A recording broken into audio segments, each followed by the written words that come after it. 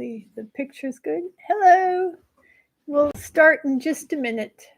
Let's see. It's opposite what I want to do. Okay, here we go.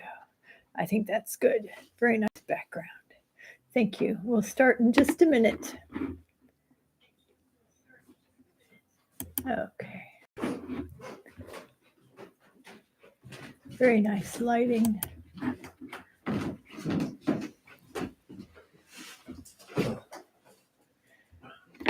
Oops. Okay. Tomorrow. What? Tony wishes to say something. Are you? No. Did you want to say something? No. Sit Okay. down. Okay. Thanks for your patience. We'll start in a minute or less.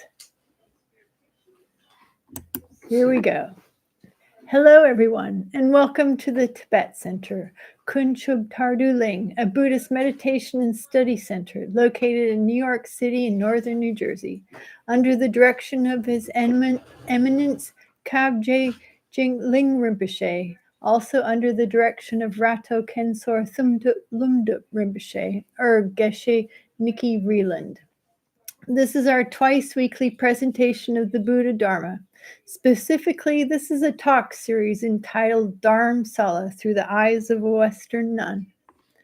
All the prayers we say are on the website under the FAQ section. Scroll down to prayers.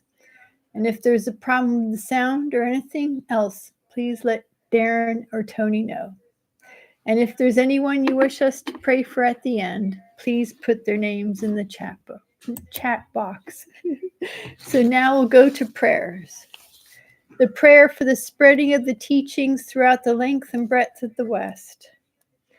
By the force of the blessing of the name precious, precious gems, and of the truth of our pure selfless wishes, may the precious Buddhist teachings flourish and spread to the expanse of all areas throughout the length and breadth of the West, and for the people living here together with their near ones who have engaged in the teachings and have faith and respect for them.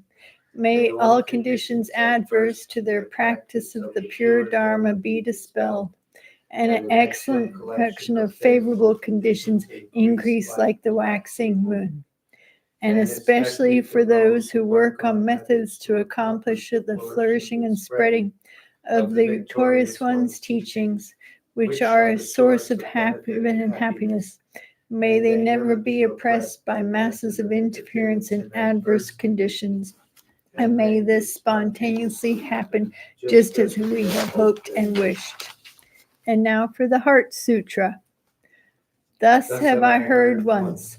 The Blessed One was dwelling in the royal domain of the Vulture Peak Mountain, together with a big gathering of great monks and great bodhisattvas.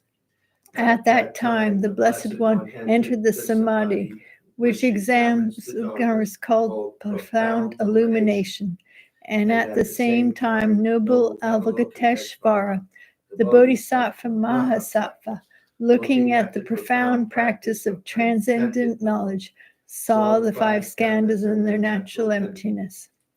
Then, through the inspiration of the Buddha, Venerable Shariputra said to Avalokiteshvara, how should those noble ones learn who wish to follow the profound practice of transcendent knowledge?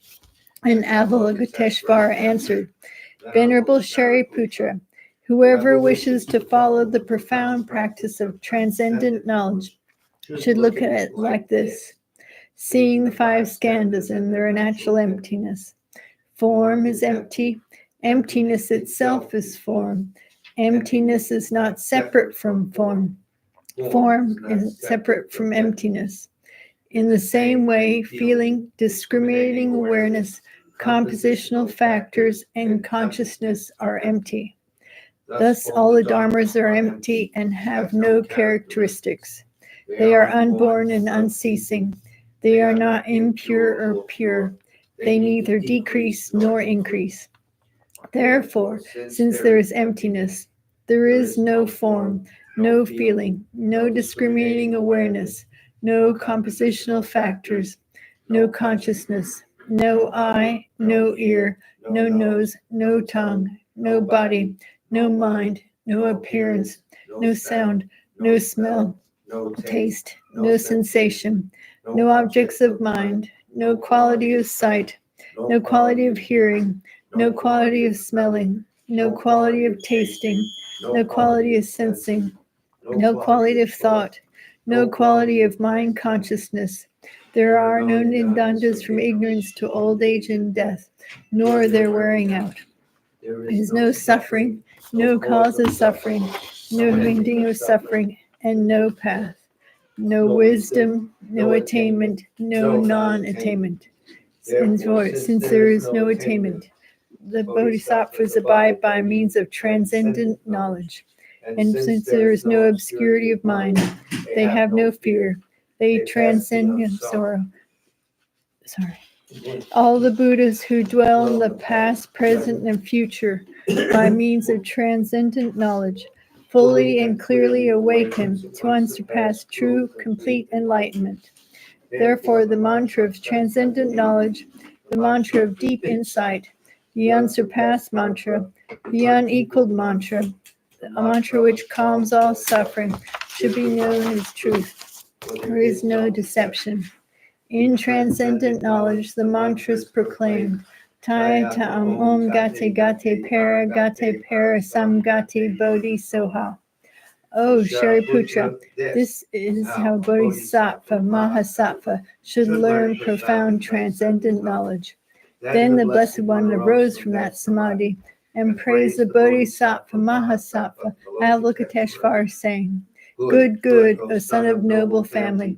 Profound transcendent knowledge should be practiced just as you have taught, and the Tathagatas will rejoice. When the Blessed One had said this, Shariputra and Avalokiteshvara, that whole gathering of worlds with its gods, humans, shores, and Gandharvas, their hearts full of joy, praised the words of the Blessed One. And now we'll repeat the bodhicitta and refuge to form a good motivation. With the wish to free all beings, I shall always go for refuge to the Buddha, Dharma, and Sangha until I reach full enlightenment. Inspired by wisdom and compassion, today in the Buddha's presence, I generate the mind of intent on full awakening for the benefit of all sentient beings. As long as space endures, as long as sentient beings remain, until then may I too remain, to dispel the miseries of the world. With the wish to free all beings, I shall always go for refuge to the Buddha, Dharma, and Sangha until I reach full enlightenment. Inspired by wisdom and compassion, today in the Buddha's presence, I generate the mind intent on full awakening for the benefit of all sentient beings. As long as space remains, as long as sentient beings remain, until then may I too remain, to dispel the miseries of the world. It's okay. Wish to free all beings. I shall always go for refuge to the Buddha, Dharma, and Sangha until I reach full enlightenment. Inspired by wisdom and compassion, today in the Buddha's presence, I generate the mind intent on full awakening for the benefit of all sentient beings. As long as space endures, as long as sentient beings remain, until then may I too remain to dispel the miseries of the world.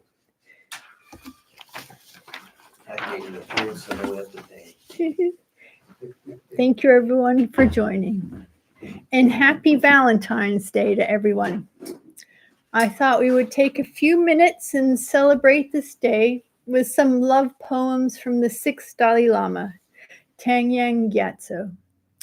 He was born in the late 17th century. He was not a conventional monastic, probably because he was found very late in life compared to the others, at the age of 13. The other Dalai Lamas were found before the age of 5, enabling them to train earlier on, before those hormonally chaotic adolescent years. But the 5th Dalai Lama's death was kept secret for many years. So let's just say the 6th Dalai Lama liked the ladies and didn't mind beer. Regardless, he was a great practitioner, mostly known for his beautiful poems of realization as well as love. You might have heard one of his more famous poems about concentration during meditation or lack thereof. If I could meditate upon the Dharma as intensely as I muse on my beloved, I would certainly attain enlightenment, surely in this one lifetime. I will now read 4 of his love poems. All have just one verse of 4 lines, which is called a quatrain. Spring flowers fade in the fall.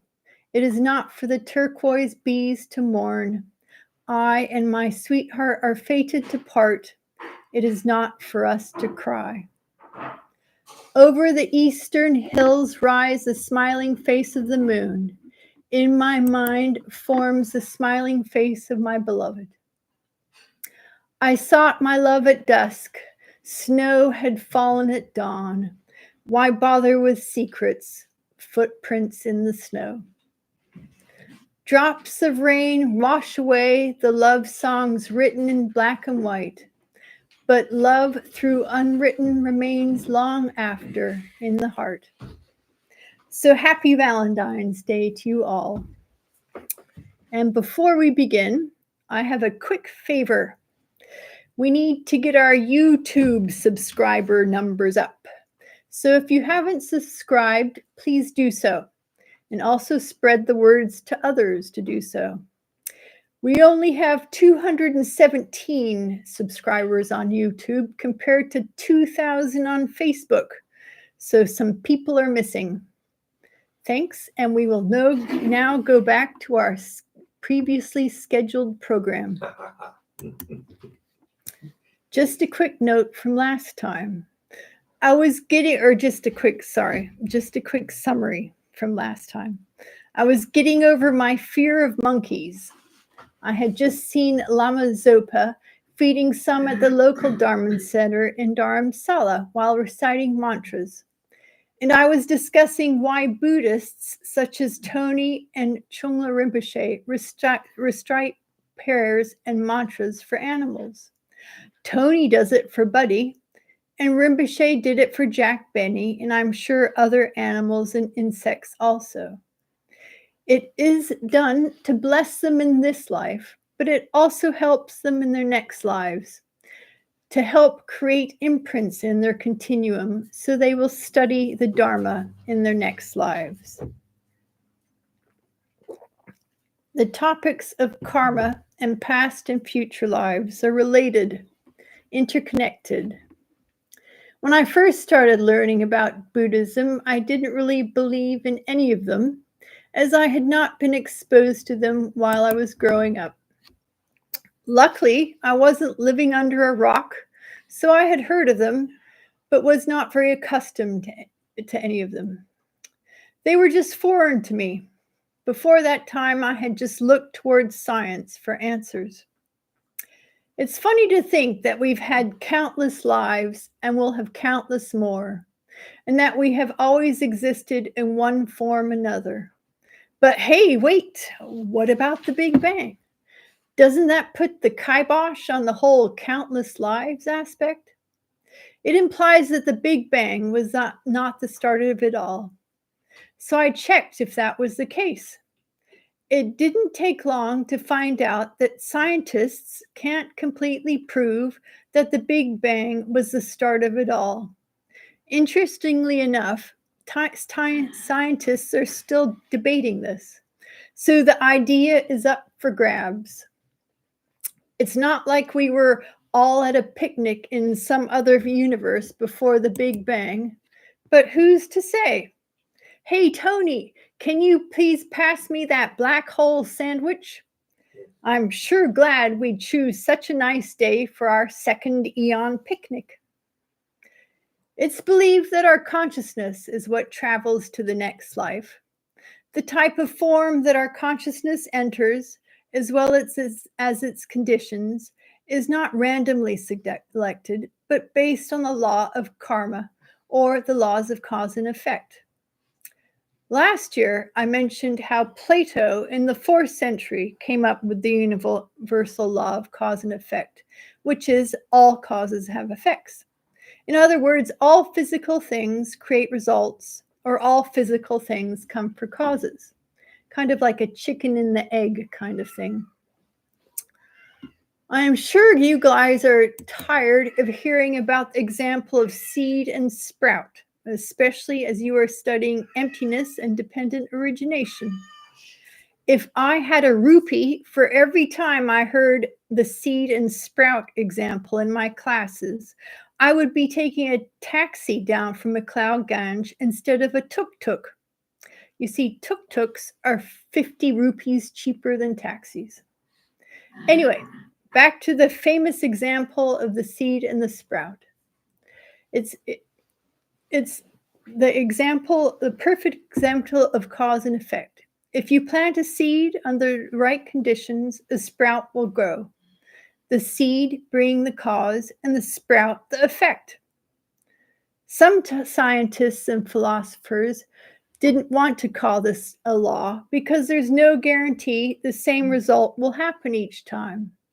Not every cause has the same effect each time due to the numerous conditions involved, as well as variations in the cause.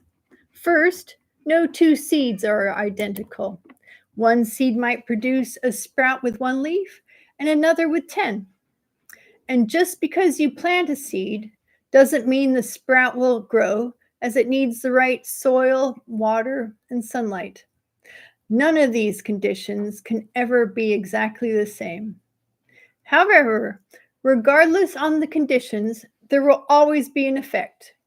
If you plant a seed, even if the sprout doesn't grow, some other result will happen, such as it becoming a snack for a worm, or it will rot down, thereby changing the soil.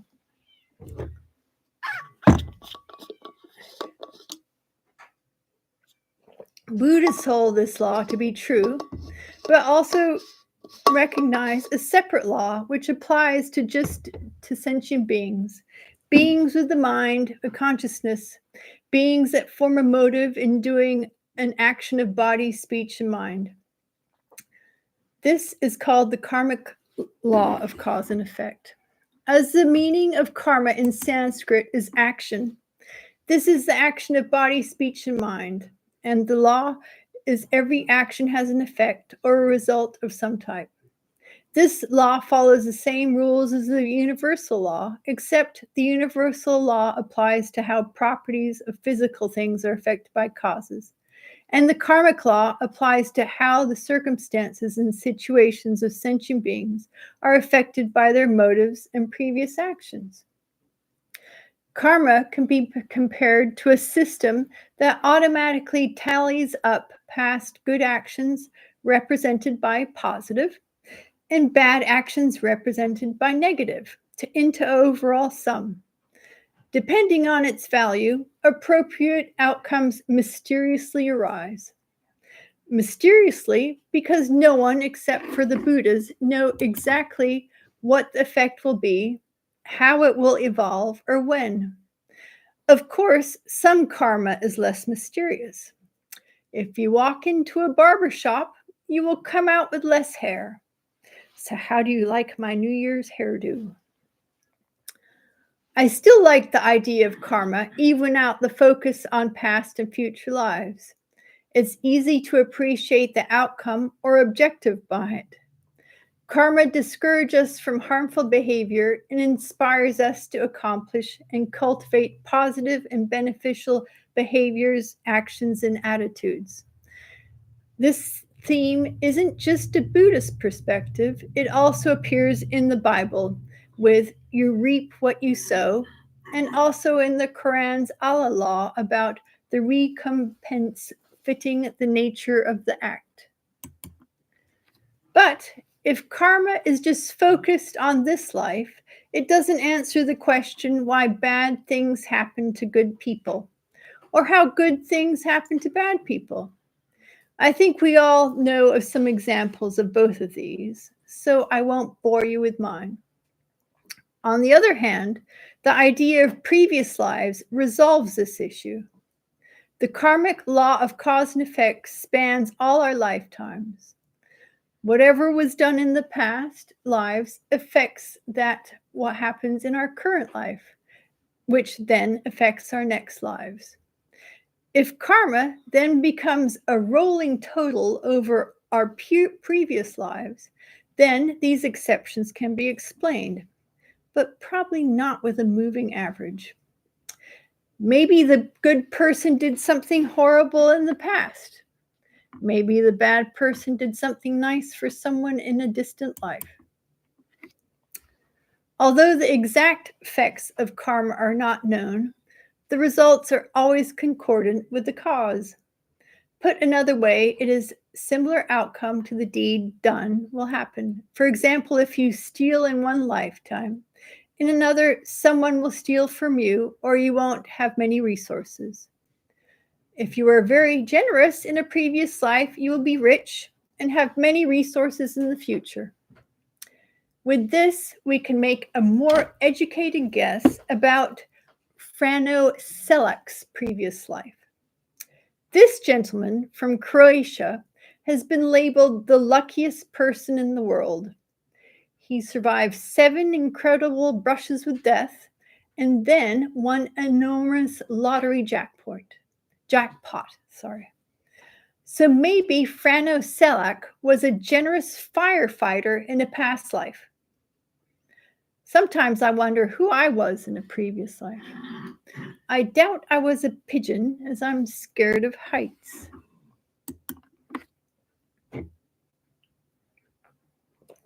The idea of past lives answers a lot of unknowns in life. Another is why some people are born with certain qualities and inclinations, because they were habituated past lives, like Vasubandhu's pigeon turned student that we spoke about last time.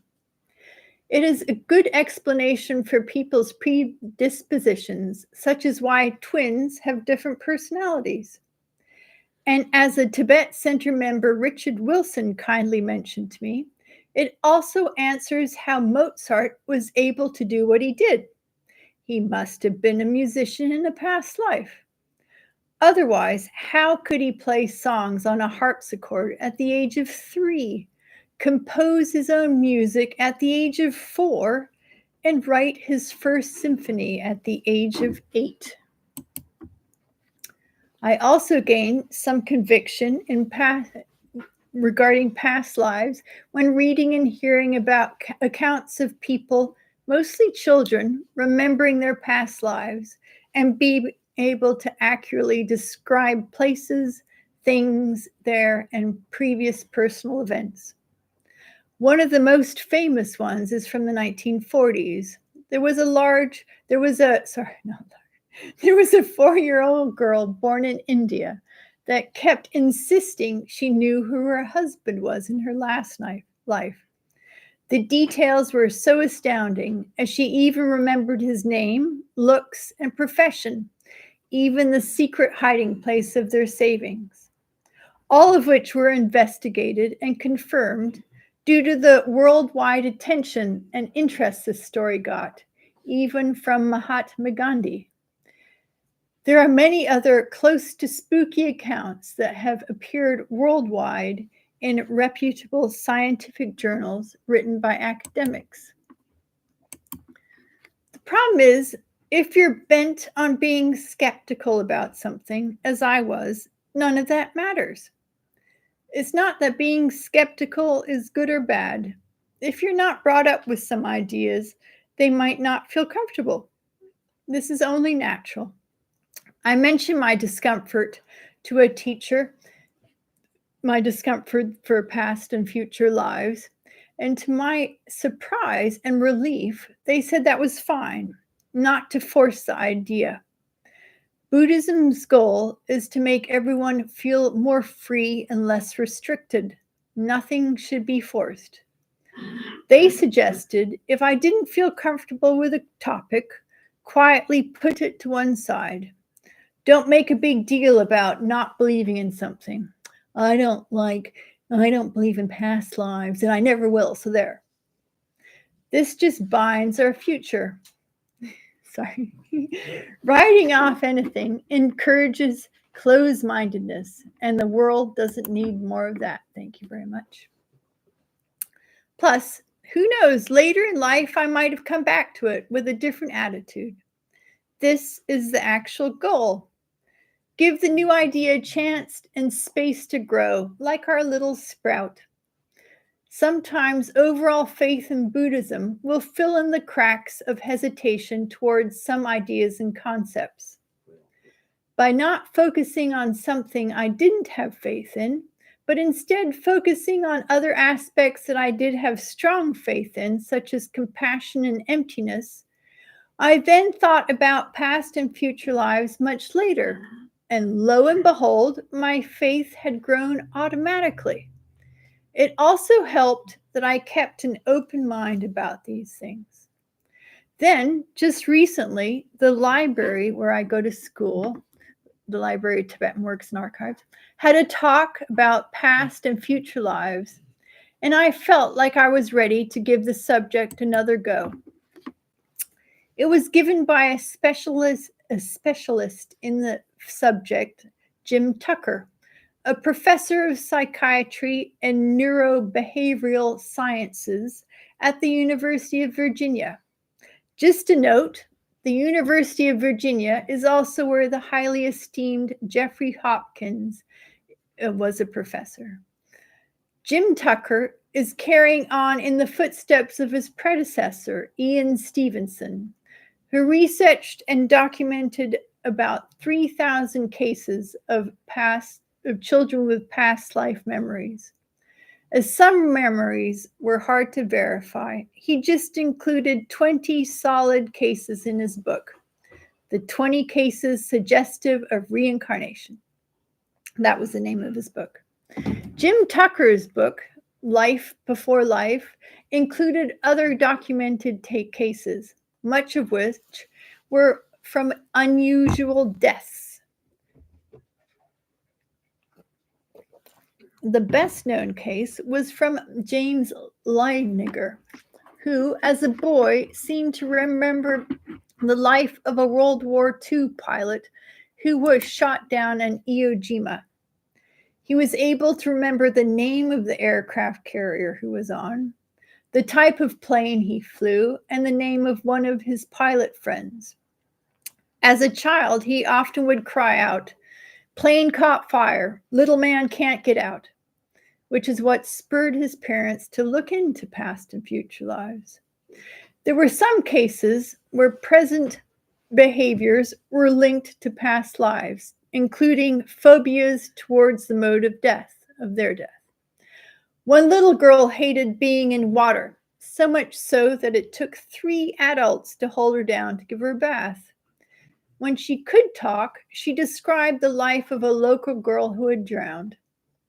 Other children remembered things about their past lives, which were confirmed, such as finding a pair of their previous life's glasses left in a location not visited in their current life.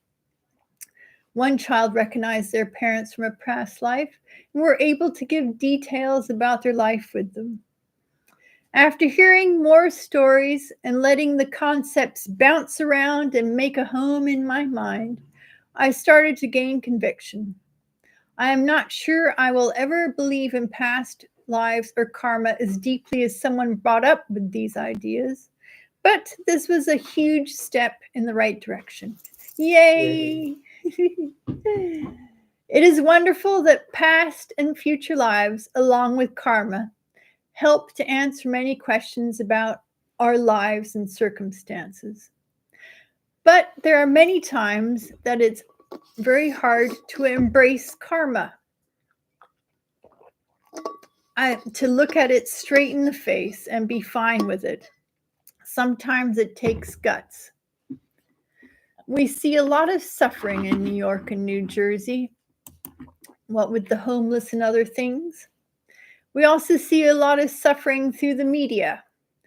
I thought I would have built up some immunity to seeing suffering, but when I first arrived in India, it was very difficult for me to see quite a few people without limbs. It would be horrible to think, oh, that person deserves it. They did something wrong in a past life, and this is their karma playing out. But on the other hand, we can't shrivel up, ignore, and back away from seeing these kinds of sufferings and all the sufferings in the world. That's what I first wanted to do, hide from it. I wanted to be like an ostrich and put my head in the sand. And just aside for all you animal lovers, ostriches don't actually bury their heads in the sand because they are hiding because they're scared. That myth actually started as they bury their eggs in the ground, and when they are checking on their eggs, they look that way. Anyway, as a small child, I would often hide, especially when I was watching scary TV shows like Doctor Who, a popular British science fiction TV show that is still running today, but has cult status now. I would spend most of the show hiding behind my grandfather. But in India, the desire to hide wasn't to escape fear. It was from not wanting to see the suffering, as it would make me sad. No one wants to be sad, not even Buddhists. Contrary to what many non-Buddhist Westerners believe, becoming sad is not the intention of Buddhism. In fact, it's quite the opposite. It's to be happy all the time and to be in a constant state of joyful peace. That's what I told someone on the subway recently. This person was brought up, they approached me on the subway and asked about suffering. This person was brought up a Buddhist in a Buddhist country and then later moved to Australia. In school, they learned about Buddhism, but all he could remember was being taught about suffering. Nothing but suffering. The problem is, to see there is a better and happier way to live, we must first understand how our current situation isn't as good as we wish it was. Put more bluntly, it's in the nature of suffering. Once we realize this, then we can move on and fix it. So first, we need to understand the real lay of the land. And this is what the Buddha taught. Before I was a Buddhist, when I thought about compassionate people, the first person that popped into my mind was Mother Teresa. She was definitely an idol of mine. I even wrote to her a letter as a teenager and got a reply from another nun who must have worked for her. She helped so many people and saw a lot of suffering. But it actually did affect her negatively. You would never guess, as she did not appear that way in public. I didn't know that she lived in a state of deep and abiding spiritual pain. In more than 40 letters she wrote to her confessors and superiors over the period of 66 years, she talked about the darkness, loneliness, and torture she was undergoing. She compares the experience to hell, and at some point says it drove her to nearly doubt the existence of heaven. She was acutely aware of the discrepancy between her inner state and her public demeanor. The smile, she writes, is a mask or a cloak that covers everything. I will always look up to her, but finding out that she was suffering inside makes me think that compassion alone is not enough. It must come with wisdom. Of course, the wisdom understanding emptiness directly would be the ideal and lasting cure. But until we reach that point, the idea of karma does help. Not in the way that the suffering person deserves that, but that it is the way of life. It's the way things are. It might not be pretty all the time, but we can change that perspective and make it more positive and beneficial perspective. I think this is very nicely done in the 4th verse of the 8 verses of mind training by Geshe Langri Tangpa of the 11th century. I will learn to cherish ill-natured beings and those oppressed by strong misdeeds and sufferings as if I found a precious treasure difficult to find. In a roundabout way, this verse allows us to view the horrors or sufferings in a different light, a light of joy. I will reread the commentary of this verse from the last year's class. When most people see someone suffering greatly, either in real life or through media, like homeless people in the subway, abused animals, or starving children in commercials, victims of natural disasters, or casualties of war on the news, we get sad. It's hard to equate these situations to the joy of finding a precious treasure. For that, we would be more than happy. We'd be ecstatic, overjoyed, totally excited. Yippee yahoo! I found treasure.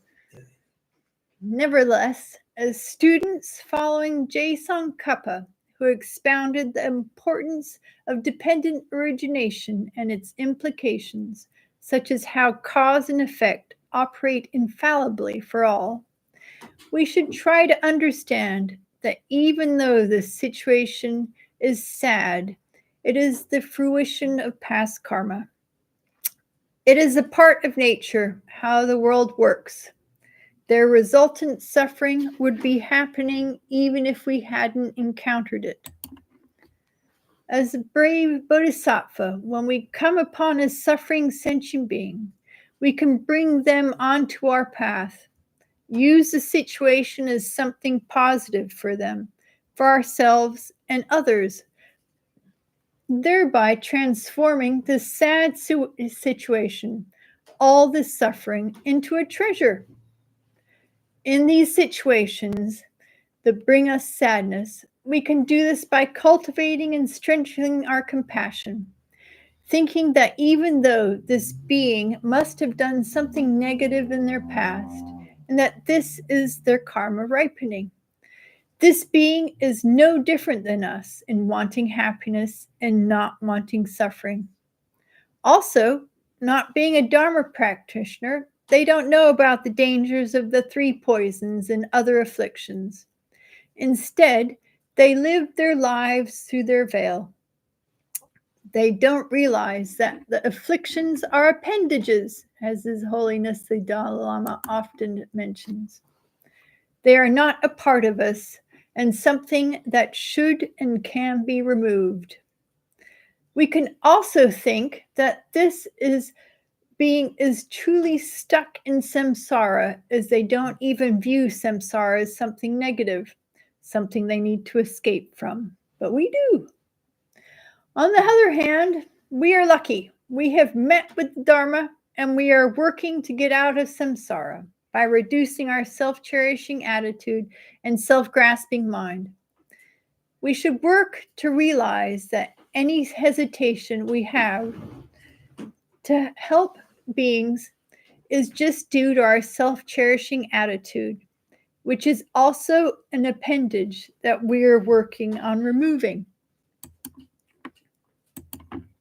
Then, without pushing ourselves, we should do as much as we can to help them physically, verbally, or mentally.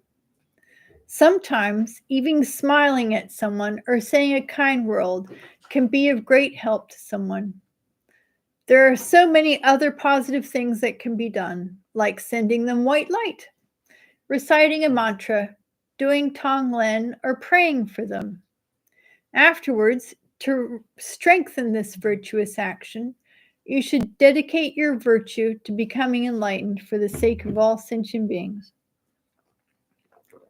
So, instead of having 2 sad beings, now one is less sad, and the other one, you have One is less sad, the person that you helped, and the other, you, has transformed sadness and suffering into a tool to strengthen your bodhicitta and bodhisattva resolve. This makes all sentient beings better off, and through your bodhisattva resolve, they are also one step closer to enlightenment. But if you really get good at this and become happy when you see a suffering person, you should keep it to yourself. People will think you're a bit nuts, bouncing up and down with excitement next to someone who is suffering. But just know that the Buddhas and Bodhisattvas are very happy and pleased of your actions. I have to admit, when I first saw beggars with only a torso up, it took me aback. But I wanted to be able to show all people respect. If I shied away, it would be like I was looking down at them. I am sure they feel that, ooh, that's so gross vibe coming from people. People come in all shapes and sizes. All have Buddha nature, so are all worthy of respect. With this thought, I try not to shy away when I see such things. But as usual, my pendulum swung too much the other way, to the side that resembled white guilt, or guilt and shame from being biased towards people of unusual shapes and sizes.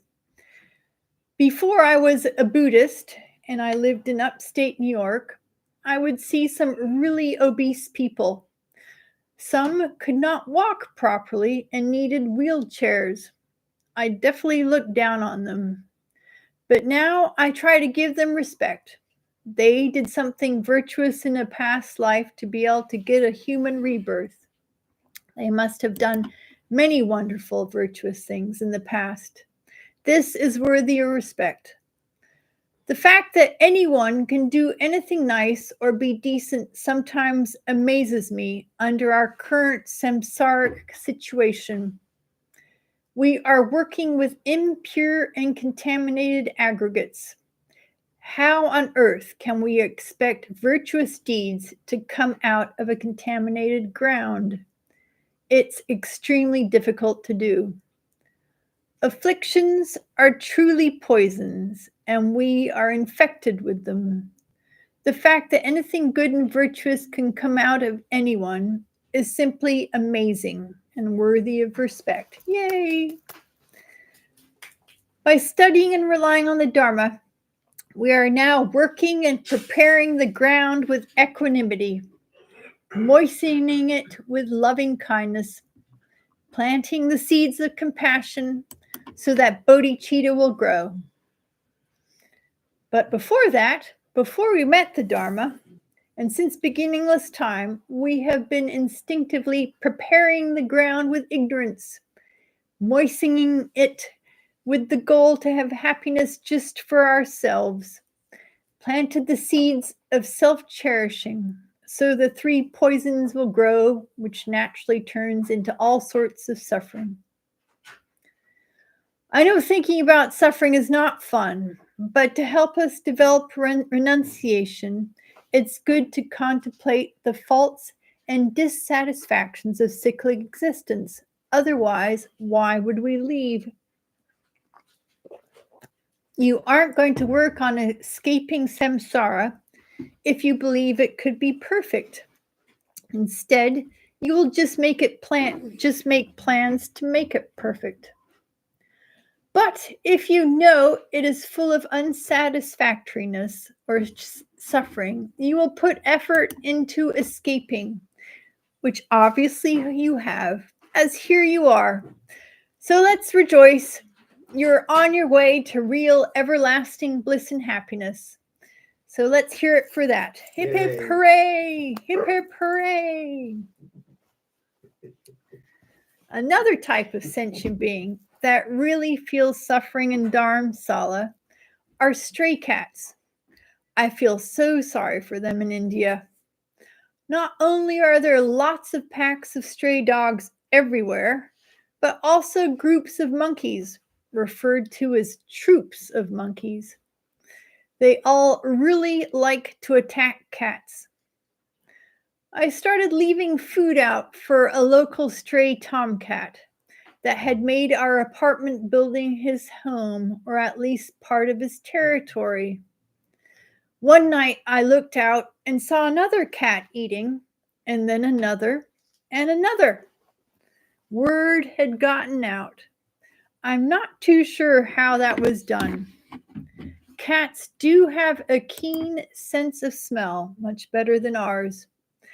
But it was like there was a big, huge, flashing great diner sign with a large arrow pointing to my apartment for drive-through. At first, my next door neighbors were not pleased. A lot of people don't like cats, maybe because of their howls, their caterwauling, their desire to kill birds and other small animals, or for other reasons. For some, they are too independent and aloof. I guess they haven't met Buddy, the fluffy Tibet Center temple cat in South Orange, New Jersey. He just loves everyone, wants to be with people, and really enjoys a good cuddle. The cat that I first started to feed was a true tomcat. He definitely didn't want to cuddle, let alone be touched. But he did have other hobbies. Besides laying out in the sun, he prowled, he mated, he marked or sprayed his territory and fended it with great gusto. Many times I'd see him with scrapes and scratches, twice with burrs sticking in his ears from fighting in a thorny bush. He'd leave mouse heads on my doormat. I've been told this kind of thing is their equivalent of a thank you gift. Once he considered one of my neighbor's umbrella, which was drying outside, as part of his territory and gave it a really good spray. My neighbor opened it up to quite an aroma. Luckily, it had dried, but the smell must have been very strong, as their fellow classmates made fun of them when he opened it up near school. Later that day, I got blamed and scolded. Look what your cat did. I was quite taken aback. As I told my mom that night, I knew it wasn't my fault. They couldn't really blame me for the cat spraying, even if it was my cat, which it wasn't. But I did apologize. Doing so caused me no harm and seemed to be very important to my neighbor. I grew accustomed to doing this at work before I was a Buddhist. There are many things that aren't worth going to battle for. As they say, it's good to choose your battles. But for Buddhists, there should be no battles except against your afflictions. Of course, we aren't perfect yet, so there will be battles. But whenever you can, it's good not to argue and let the other person get what they want, unless it's harmful to anyone, including yourself. The event reminded me of a verse from Atisha's Bodhisattva's Garland of Gems. To respect the mind of another, discard all debates and forever practice patience, meaning don't needlessly argue. It also reminded me of one of the 46 Bodhisattva branch or secondary vows, not conforming to others' ideas, or put another way, not being considerate of the wishes of others. If you do not act agreeably towards others due to laziness or malice, you will break this branch vow. You should avoid arguing or harming friends, relatives, and those with whom you associate. Rather, be considerate and endeavor to respond to their needs and aspirations, as long as it does not bring harm to oneself or others. Geshe Sonam Rinchen describes this in his book, The Bodhisattva Vows. Geshe Sonam Rinchen was a renowned teacher, resident scholar at the Library of Tibetan Works and Archives, where I go to school.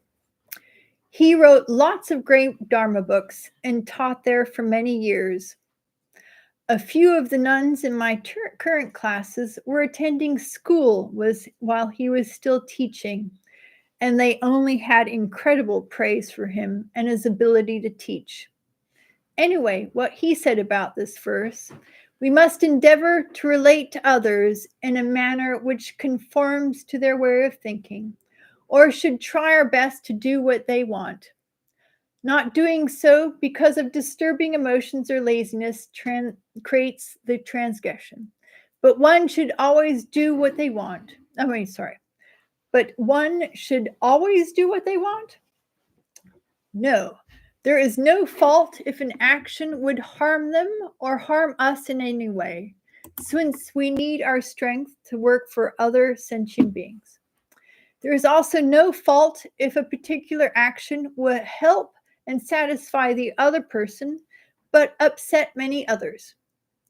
The most of the guidelines regarding the ethical discipline of working for others concern is to how to conduct relationships with them. This also reminded me of the 5th of the 8th verse of the mind training by Geshe Langri Tampa, except without the jealousy part. So instead of when others out of jealousy treat me badly, change it to when others treat me badly with abuse, slander, and so on, I will learn to take all loss and offer the victory to them. But the pith or summary of this verse is: accept such loss as being blamed without trying to defend yourself. His Holiness the Dalai Lama summarizes this verse: when others provoke you, perhaps for no reason or unjustly, instead of reacting in a negative way, as a true practitioner of altruism, you should be able to be tolerant towards them. You should remain unperturbed by such treatment. This is a very difficult practice. It seems like a primal instinct to negatively react when someone provokes us. In this case, blames us for something. The moment someone puts us down and hurts our ego, we nearly immediately do whatever we can to protect our ego and bring ourselves back up. Our most common response is revenge or retaliation, which are said to be coping mechanisms to avoid shame. They are referred to as misguided attempts to transform shame into pride by getting the upper hand. Like, hey, neighbor, that wasn't my fault. You're the nincompoop for leaving your umbrella outside as you're too lazy to bring it in. One of the most common responses to anger and its small cousin resentment is revenge. It has been shown in studies to cause anxiety. It also doesn't bring the other person close to apologizing or feeling remorse for their actions. And if unchecked, it leads to violence and tragedy. I always loved that quote from Star Trek, The Wrath of Khan, and my apologies to all who don't know the movie. Ah, Kirk, my old friend, do you know the Klingon proverb that tells us revenge is a dish best served cold? It's very cold in space. But did revenge make Khan happy? No. In the end, he just got his Klingon battleship blown up to pieces.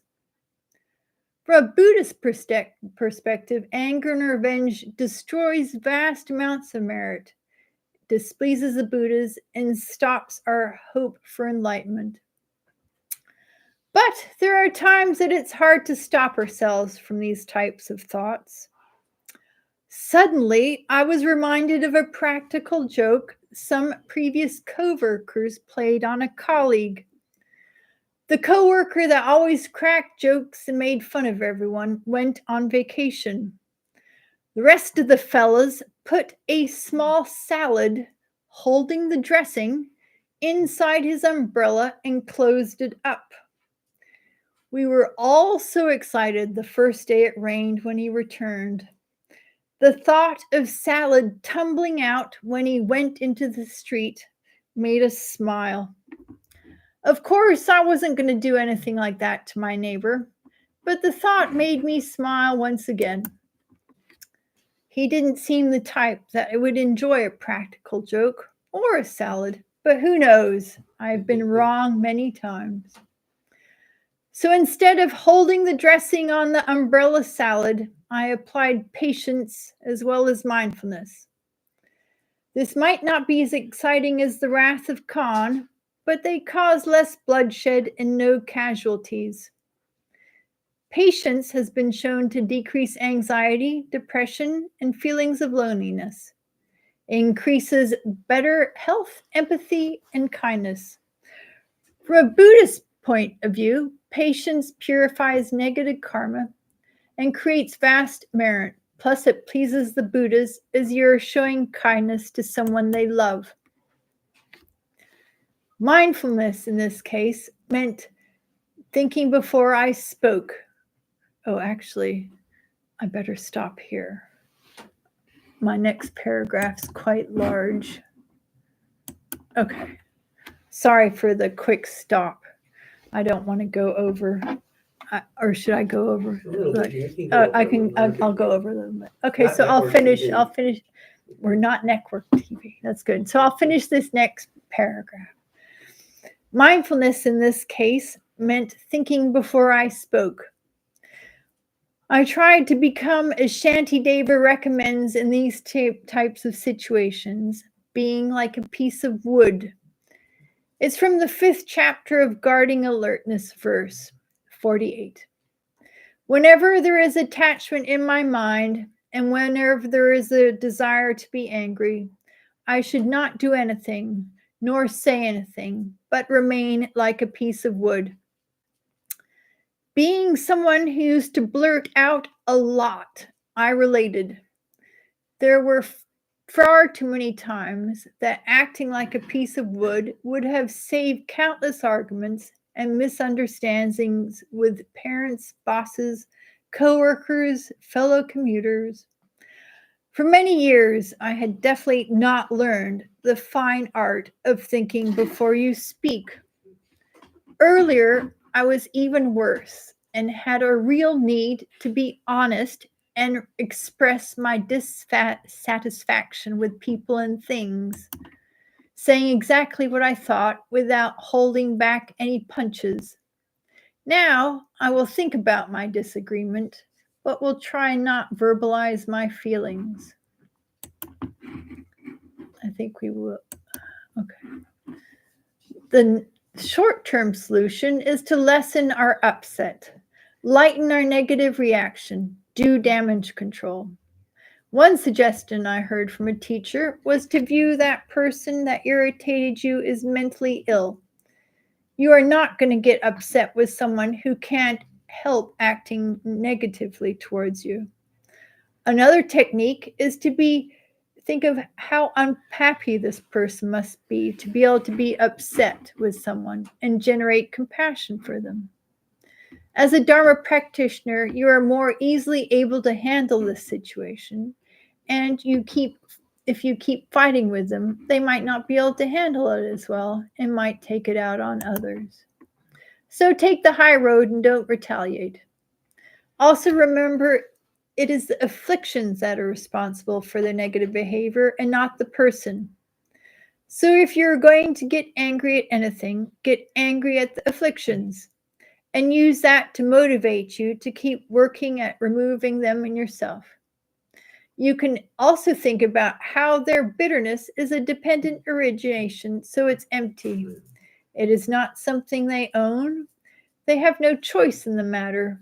It is not under their control. It's not really theirs. So we will stop here, otherwise I will go over. So do we have anyone? Bob Edwards. Oh, we're going to be, hi Steve. Anyone? Okay. We're going to be praying for Bob Edwards. He's the NPR guy, right? Oh, yes. Okay. Anyone else? Okay, not. Thank you. So we'll be reading the Sutra of the Recollection of the Noble Three Jewels. I prostrate to the Omniscient One. Thus the Buddha, Bhagavat, Tathagata, Arhat, Samyak, Sambuddha, the learned and virtuous one, the Sugata, the knower of the world, the charioteer and tamer of beings, the unsurpassable one, the teacher of devas and humans is the Buddha Bhagavat. The Tathagata is in accord with all merit. He does not waste the roots of virtue. He is completely ornamented with patience. He is the basis of the treasures of merit. He is adorned with minor marks. He blossoms with the flowers of the major marks. His activity is timely and appropriate. Seeing him, he is without disharmony. He brings true joy to those who long with faith. His knowledge cannot be overpowered. His strengths cannot be challenged. He is the teacher of all sentient beings. He is the father of bodhisattvas. He is the king of noble ones. He is the guide of those who journey to the city of nirvana. He possesses immeasurable wisdom. He possesses inconceivable confidence. His speech is completely pure. His melody is pleasing. One never has enough of seeing him. His form is empty. He is not stained by the realm of desire. He is not stained by the realm of form. He is not afflicted by the formless realm. He is completely liberated from suffering. He is completely and utterly liberated from the skandhas. He is not possessed with dhatus. His ayatanas are controlled. He has completely cut the knots. He is completely liberated from extreme torment. He is liberated from craving.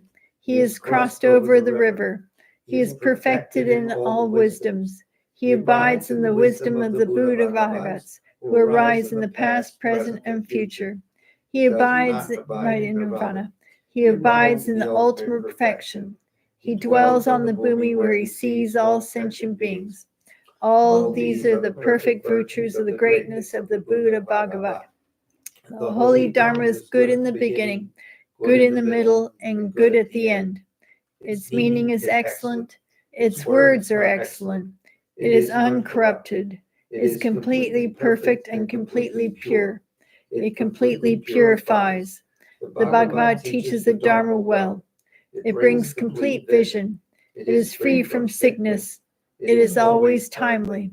It directs one further. Seeing it fulfills one's purpose. It brings discriminating insight for the wise. The Dharma, which is taught by the Bhagavat, is in the Vinaya. It is renunciation. It causes one to arrive at perfect enlightenment. It is without contradiction. It is pithy. It is trustworthy and puts an end to the journey. As for the Sangha of the great Yana, they enter completely, they enter insightfully, they enter straightforwardly, they enter harmoniously. They are worthy of veneration with joined palms. They are worthy of receiving prostrations. They are glorious, revealed. They are completely capable of receiving all gifts.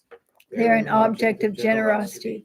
They are a great object of complete generosity. The protector who possesses great kindness, the omniscient teacher, the basis of merit and virtue, I prostrate to the Tathagata. Pure, the cause of freedom from passion, virtuous, liberating from the lower realms. This alone is the supreme ultimate truth. I prostrate to the Dharma, which is peace. Having been liberated, they show the path to liberation. They are fully dedicated to the disciplines. They are of holy field of merit and possess virtue. I prostrate to the Sangha. I prostrate to the Buddha, the leader. I prostrate to the Dharma, the community. The protector, sorry. The community.